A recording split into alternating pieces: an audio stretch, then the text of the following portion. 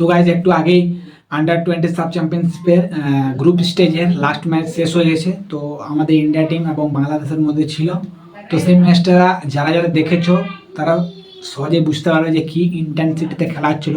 পিচের ভিতরে যে 22 জন খেলছিল তাদেরও যে ইন্টেন্সিটি, যে মাইন্ডসেটে খেলছিল, মানে জিততে হবে সেই মাইন্ডসেটে, এবং বাইরে যে কোচিং স্টাফ এবং সাবস্টিটিউট প্লেয়াররা ছিল তারাও যে ইন্টেন্সিটি এবং যে মাইন্ডসেট ছিল তাদেরও, যেমন এক চিটিয়া জায়গা ছাড়বো না সেরকম মনোভাব ছিল সবার।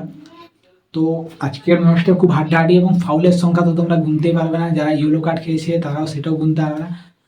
আমাদের ইন্ডিয়া টিমে একজন কোচিং স্টাফ গোলকিপার কোচ, হয়তো গোলকিপার কোচ তাকে রেফারির তরফ থেকে রেড কার্ড দেখিয়ে দিয়েছে, যে ইন্টেন্সিটি এবং সেই ফাউলটা ছিল লাস্ট মোমেন্টে, এবং সেই ফাউলটার পরেই কোচিং স্টাফরা রেফারির উপর চার্জ হয়েছিল, মানে অ্যাসিস্ট্যান্ট রেফারি, ফোর্থ রেফারির উপর চার্জ হয়েছিল। তখন সেই সুবাদেই আমাদেরকে রেড কার্ড দেখিয়ে দিয়েছিল গোলকিপার কোচকে। তো যে ইন্টেন্সিটি, যেমন এই ম্যাচে জিততে হবে, যে এটা ফাইনাল, সেরকম মনোভাবে খেলছিল সবাই। কিন্তু শেষ স্কোর দাঁড়ায় আমরা 1 গোলে এগিয়ে যাই। 16 মিনিটের মাথায় বিশাল যাদব একটা দারুণ গোল করে আমাদেরকে এগিয়ে দেয়। এবং ফার্স্ট হাফেই বাংলাদেশও 45 মিনিট শেষ হওয়ার পর একটা অ্যাডেড টাইম ছিল 5 মিনিটে, সেই 5 মিনিট অ্যাডেড টাইমে তাদের রিয়াদ গোল করে এবং বাংলাদেশকে সমতায় ফেরায়।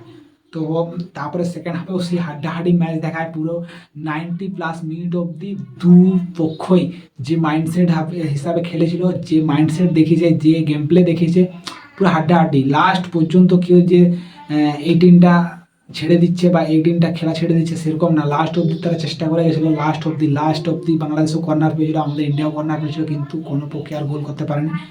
গোল হলে কিন্তু খারাপ হতো ম্যাচটা, পুরো তখন রাফ খেলতো দুপক্ষই, যাদের পক্ষে গোল হতো।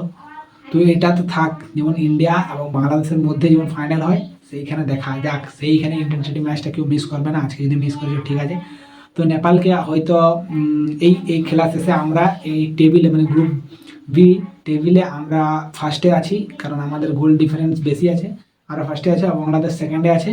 তো গ্রুপ স্টেজের খেলা শেষ, এবং সেমিফাইনাল খেলা হবে, যেটা বাংলাদেশের সঙ্গে নেপাল খেলবে আর আমাদের সঙ্গে ভুটান খেলবে। তো ম্যাচগুলো দেখা যাক যে কী হচ্ছে। আমরা ভুটানকে হয়তো সহজে হারিয়ে দেবো, আর নেপালকে হারিয়ে দেবো না বাংলাদেশ। তো বাংলাদেশ আর ইন্ডিয়ারই যে ফাইনাল হবে সেটা তো সময়ের অপেক্ষায়, তো সেটা তো পরের কথা। ফাইনাল যখন যেদিন হবে সেদিনের বলবো কথা।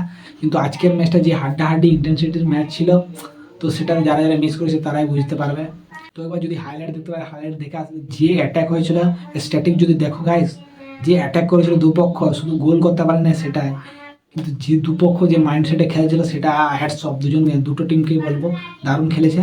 এরকমই যেমন হাড্ডাহাড্ডি হয়, এশিয়ান যে আমাদের সাব রিজনটা যেমন আরও উচ্চতে যায়, এই যে ভারত বাংলাদেশের মতো যেমন নেপাল উন্নত করছে, ভুটানকে উন্নত করতে হবে, মালদ্বীপ, শ্রীলঙ্কা, পাকিস্তানকে উন্নত করতে হবে, তাহলে সাব রিজন থেকে যেমন হাড্ডাহাড্ডি খেলা হয় তখন মজা লাগবে। এবং ওভারঅল পুরো সার্কেল ভালো থাকলে আমাদের আমাদের সাবটা আরও উপর দিকে যাবে। তো এখন দেখার যে কী হয়। তো খুব ইন্টারেস্টিং ম্যাচ ছিল গাইস। তো ফুল টাইমে তোমাদেরকে বলে দিই, ফুল টাইমে 1-1 থেকে যায়, এবং এই গ্রুপ থেকে আমরা টপ করে সেমিফাইনালে যাই। তো আজকের ম্যাচটা কারা কারা দেখেছো কমেন্টে জানাবে কেমন লাগলো ম্যাচটা। খুব ইন্টেন্সিটি ম্যাচ ছিল। তো আজকের ভিডিওটা এইটুকুই। যদি ভালো লাগে থাকে তো ভিডিওটাকে লাইক করো, চ্যানেলটায় প্রথমবার এসে থাকো তো চ্যানেলটা সাবস্ক্রাইব করো। তো দেখা হচ্ছে নতুন কোনো ভিডিওতে।